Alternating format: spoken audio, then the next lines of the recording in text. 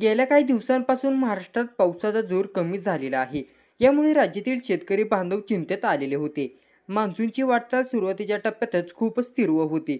पण आता मान्सूनची वाटचाल कमालीची रखडली असून याचा परिणाम म्हणून महाराष्ट्रातील अनेक भागांमध्ये पावसाची उघडीप पाहायला मिळत आहे. मात्र आता पंजाबराव टक यांनी वर्तवलेल्या अंदाजानुसार काही जिल्ह्यात जोरदार पावसाचा इशारा देण्यात आला आहे.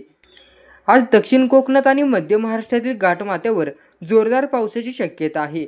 दक्षिण कोकणातील रायगड, सिंधुदुर्ग आणि रत्नागिरी तसेच मध्य महाराष्ट्रातील पुणे आणि सातारा जिल्ह्याच्या घाटमाथ्यावर जोरदार पावसाची शक्यता आहे. या पाचही जिल्ह्यांसाठी आज हवामान खात्याने जोरदार पावसाचा येलो अलर्ट दिलेला आहे. तसेच आज भारतीय हवामान खात्याने मराठवाड्यातील हिंगोली, नांदेड या 2 जिल्ह्यात हलका ते मध्यम पाऊस बरसणार अशी शक्यता वर्तवण्यात गेली आहे. तसेच विदर्भातील सर्व 11 जिल्ह्यांमध्ये आज हलका ते मध्यम पावसाची शक्यता आहे. म्हणजेच मराठवाडा आणि विदर्भात पावसाचा जोर कमीच राहणार असल्याचं पंजाबराव टक यांनी सांगितलेले आहे.